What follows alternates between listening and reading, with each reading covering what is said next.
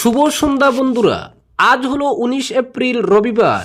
আজকের সন্ধ্যার বিশেষ বিশেষ খবর হলো উত্তরে হিন্দু মুসলিম ভোট টানার অঙ্কে জয়ের হিসাব করছে কংগ্রেস বিজেপি। হাইলাকান্দিতে কিশোরীর রহস্য মৃত্যু, কবর থেকে তুলে ফের মরদেহের ময়নাতদন্ত। ইভিএমে অদৃশ্য ছায়া, গণনার আগে স্বচ্ছতা নিয়ে সরব গৌরব গগৈ। ধলাইয়ে কংগ্রেস প্রার্থীর জয় নিশ্চিত, দাবি নির্বাচন পরবর্তী পর্যালোচনা বৈঠকে। ভোটের ফলাফলের দিন নতুন ইতিহাস তৈরি হবে। প্রশ্নের মুখে রাঙ্গির খালের সংস্কার কাজ, এবারও বর্ষায় পোহাতে হবে চরম দুর্ভোগ। 20 পাউডুলে 42 কোটি টাকার প্রকল্প বাস্তবায়ন। সংস্কারের অভাবে দুঃখছে বড়খলার চাঁদপুর পূর্ত সড়ক, বাড়ছে খুব।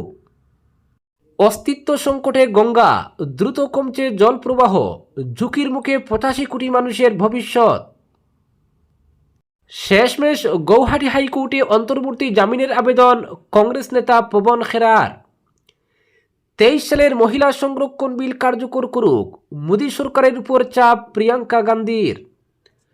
ব্যস্ততম সড়কে নেই রেলগেট, ঝুঁকি নিয়ে যানবাহন চলছে রাতাবাড়িতে। দুর্ঘটনার আশঙ্কা তীব্র, দ্রুত গেট বসানোর দাবি। এবং সর্বশেষ খবরটি হলো নাম পরিবর্তন হলেও শ্রীবৃদ্ধি হচ্ছে না শ্রীভূমি জেলার, ক্ষুব্ধ শহর যুবক কংগ্রেস। এবারে শুনুন বিস্তারিত খবর। উত্তর করিমগঞ্জে হাড্ডাহাড্ডি লড়াই হয়েছে বিজেপি বনাম কংগ্রেসের মধ্যে। নির্ণায়ক ভূমিকায় রয়েছেন মুসলিম ভোটাররা। যে প্রার্থী মুসলিম ভোট বেশি টানতে সক্ষম হয়েছেন তার জয় নিশ্চিত। কংগ্রেস বিজেপি উভয় পক্ষই মুসলিম ভোটের বর্ষায় নিজেদের জয়ী হওয়াটা নিশ্চিত বলে দাবি করেছে। যদিও মুসলিম ভোটারের পরিসংখ্যান নিয়ে দুয়াশা রয়েছে। আর 16 দিন পর বিধানসভা নির্বাচনের ফল ঘোষণা হতে চলেছে। কড়া প্রহরায় করিমগঞ্জ কলেজের স্ট্রং রুমে রয়েছে ইভিএম। শ্রীভূমি জেলায় সবচেয়ে বেশি আলোচনার কেন্দ্রবিন্দুতে রয়েছে উত্তর করিমগঞ্জ। এই কেন্দ্রে বিজেপির প্রার্থী সুব্রত বনাম কংগ্রেসের জাকারিয়া আহমেদের মধ্যে হাড্ডাহাড্ডি লড়াই হয়েছে। এআইইউডিএফ প্রার্থী দাঁড় করালেও নির্বাচনে তিনি নীরব ভূমিকা পালন করেছেন। নির্বাচনের দিন বিভিন্ন ভোট কেন্দ্রে ইউডিএফ এজেন্ট পর্যন্ত দেয়নি, ফলে এই দল কতটুকু মুসলিম ভোট টানতে পারবে এ নিয়ে ব্যাপক সন্দেহ রয়েছে। ইউডিএফ মুসলিম ভোট টানতে ব্যর্থ হলে তা কংগ্রেসের পক্ষে ইতিবাচক বলে ধারণা রাজনৈতিক মহলের। তবে এবার প্রথমবারের মতো মুসলিমদের বিরাট একটি অংশ বিজেপির হয়ে প্রকাশ্যে মাঠে নেমেছিল। আর এতেই টুইস্ট দেখা দিয়েছে উত্তর করিমগঞ্জ বিধানসভা কেন্দ্রে। মুসলিম ভোটার নির্ণায়ক থাকার পুরো জয় নিয়ে 100% নিশ্চিত হতে পারছে না কংগ্রেস। জাকারিয়ার পক্ষে হিন্দু ভোটের একটি অংশ গেছে, ফলে কতটুকু হিন্দু ভোট পেয়েছেন জাকারিয়া এ নিয়ে কংগ্রেস বিজেপি উভয় দলের মধ্যে চুলচেরা বিশ্লেষণ চলছে। ঠিক একইভাবে সুব্রত কতটুকু মুসলিম ভোট টানতে সক্ষম হয়েছেন এ নিয়েও হিসেব নিকেশ চলছে। নির্বাচনে ইউডিএফ কার্যত নিস্তেজ হয়ে বসে থাকার পরও বিজেপির জয়ী হওয়ার দাবিতে দুশ্চিন্তায় রয়েছেন কংগ্রেস প্রার্থী। মুসলিম ভোট নির্ণায়ক হওয়ার পরও স্বস্তিতে নেই তিনি। তবে মুসলিম ভোটার নির্ণায়ক হলেও তাদের সঠিক পরিসংখ্যান নিয়ে দুয়াশার সৃষ্টি হয়েছে। মার্চ মাসের শেষ সপ্তাহে এসআরের চূড়ান্ত তালিকা প্রকাশিত হয়েছে। বিজেপি সূত্রের খবর, এসআরের প্রথম তালিকায় হিন্দু থেকে মুসলিম ভোটারের সংখ্যা প্রায় 39,000-এর মতো বেশি ছিল, কিন্তু চূড়ান্ত তালিকায় দেখা গেছে মুসলিম ভোটারের সংখ্যা কমে 22,000-এ নেমে এসেছে। এবার মুসলিমরা উজাড় করে বিজেপিকে ভোট দিয়েছেন, ফলে সুব্রতর জয় শুধু সময়ের অপেক্ষা বলে দাবি করছেন দলের একাধিক নেতা। তবে এমন তথ্য মানতে নারা জাকারিয়ার ঘনিষ্ঠরা। তাদের মন্তব্য, আমরা চূড়ান্ত তালিকা গুনে দেখেছি, 43,000-এর বেশি মুসলিম ভোটার রয়েছেন। মুসলিম ভোট বিজেপির দিকে যায়নি, উল্টো হিন্দু ভোটের একটি অংশ আমাদের দিকে এসেছে। ফলে জাকারিয়ার জয় নিশ্চিত বলে দাবি করছেন তার ঘনিষ্ঠরা। যদিও এই নির্বাচনে জাকারিয়া ও সুব্রত প্রচণ্ড ঘরোয়া ষড়যন্ত্রের শিকার হয়েছেন।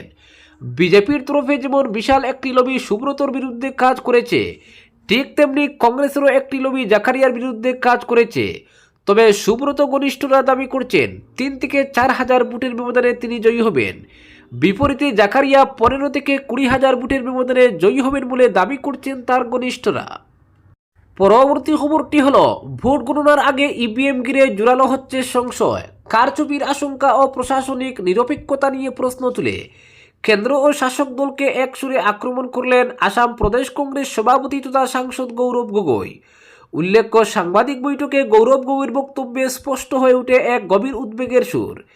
ইভিএম ব্যবস্থার নির্ভরযোগ্যতা নিয়ে প্রশ্ন তুলে তিনি বলেন, নির্বাচনী প্রক্রিয়ার প্রতি মানুষের আস্থা অটুট রাখা অত্যন্ত জরুরি। তবে সাম্প্রতিক পরিস্থিতিতে সেই আস্থায় চির ধরার আশঙ্কা তৈরি হয়েছে বলেই তার দাবি।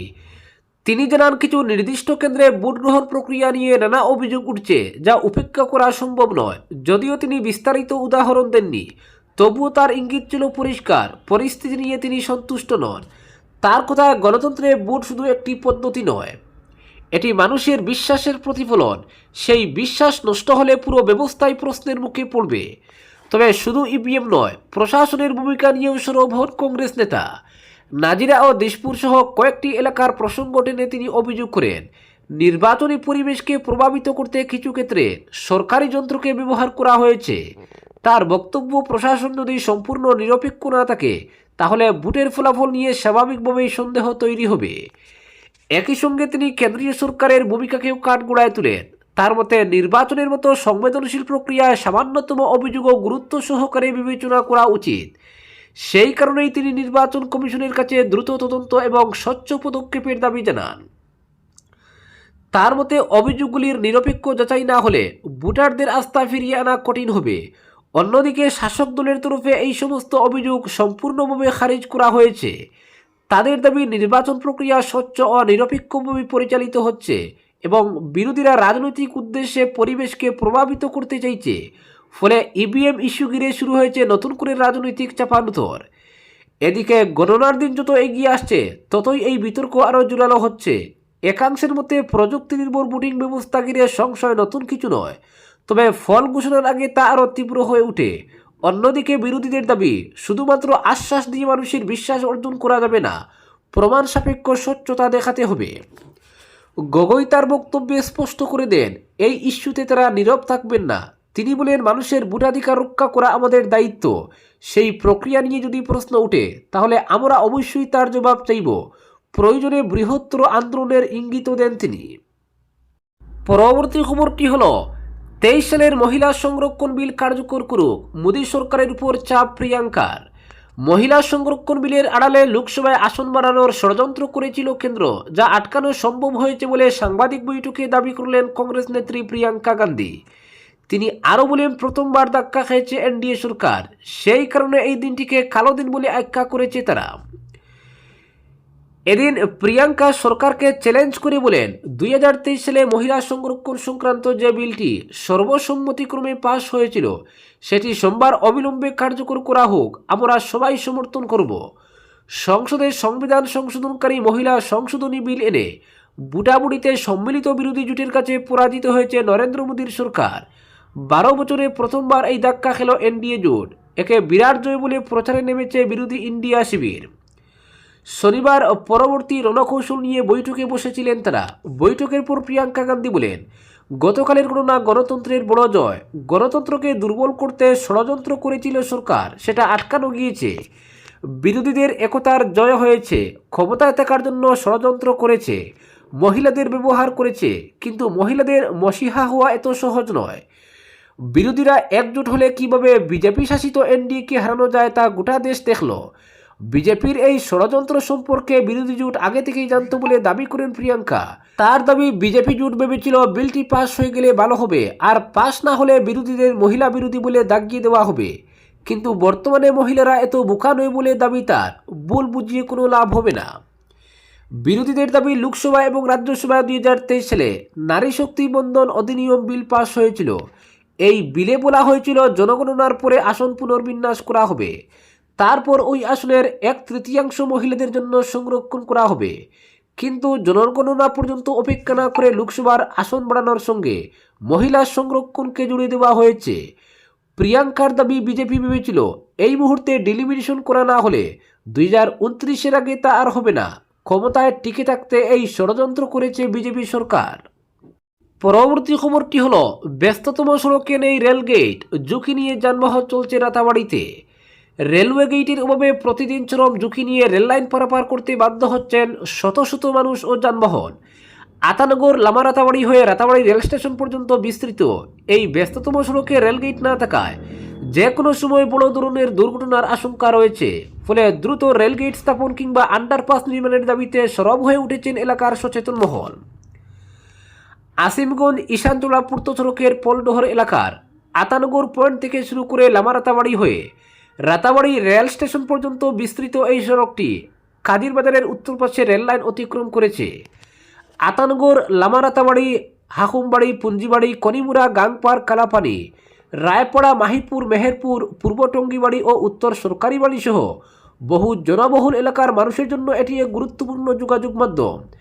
প্রতিদিন হাজার হাজার মানুষ ও অসংখ্য যানবাহন এই সড়ক ব্যবহার করে কাদিরবাজার সহ আশপাশের এলাকায় যাতায়াত করেন, কিন্তু রেল লাইন অতিক্রমের সময় চরম বিপদের মুখে পড়তে হয় সাধারণ মানুষকে। রেল লাইনটি কিছুটা উঁচু হওয়ায় বাইক, অটো, ভ্যান সহ ছোট যানবাহনের চাকা প্রায়ই লাইনের মধ্যে আটকে যায়। ফলে ঠিক সেই সময় ট্রেন এসে পড়লে বড় ধরনের দুর্ঘটনা অনিবার্য হয়ে উঠতে পারে। স্থানীয় সূত্রে জানা গেছে, প্রতিদিন সকাল, দুপুর ও বিকেলে দুর্লভচূড়া অভিমুখে একাধিক ট্রেন চলাচল করে। একই সঙ্গে গুয়াহাটি, শিলচর ও করিমগঞ্জগামী ট্রেনও এই রুট দিয়ে যাতায়াত করে।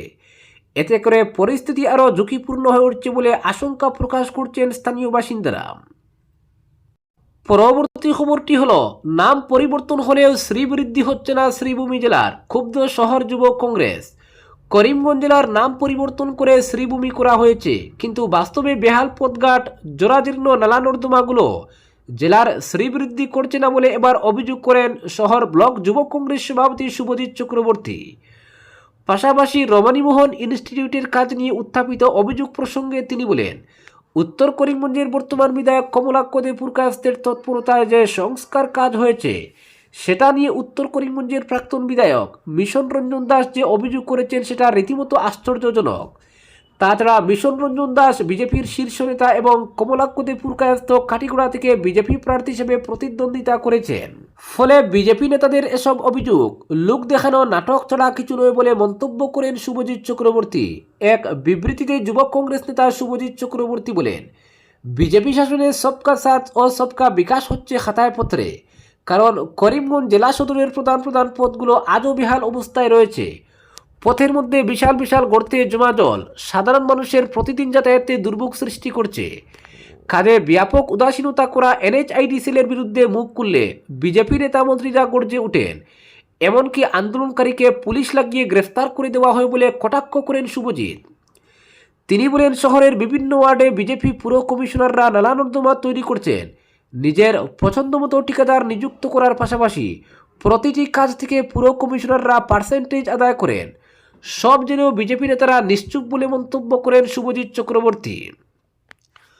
অন্যদিকে শহরের রমণীমোহন ইনস্টিটিউটের সংস্কার কাজ নিয়ে উত্থাপিত অভিযোগ সম্পর্কে শুভজিৎ চক্রবর্তী বলেন, দীর্ঘদিন ধরে এটি বেহাল অবস্থায় ছিল। উত্তর করিমগঞ্জের বিধায়ক কমলাক্ষ দে পুরকায়স্থের তৎপরতায় মুখ্যমন্ত্রীর আনটাইড ফান্ডের 25 লক্ষ টাকায় সংস্কার কাজ করা হয়। কাজ চলাকালীন অনেকে সামাজিক মাধ্যমে ছবি দিয়ে কাজের প্রশংসা করেন। এরপর উদ্বোধন হয় ভবনের, কিন্তু আশ্চর্যজনকভাবে সবকিছু শেষ হওয়ার পর এবার কাজে অনিয়ম হয়েছে বলে সরব হয়েছেন প্রাক্তন সাংসদ মিশন রঞ্জন দাস সহ অন্যরা। পরবর্তী খবরটি হল, মুখ্যমন্ত্রী হিমন্ত বিশ্ব শর্মার স্ত্রীকে নিয়ে করা মন্তব্যকে কেন্দ্র করে দায়ের হওয়া মামলায় কংগ্রেস নেতা পবন খেরা এবার অন্তর্বর্তী জামিনের জন্য গৌহাটি হাইকোর্টের দ্বারস্থ হয়েছেন।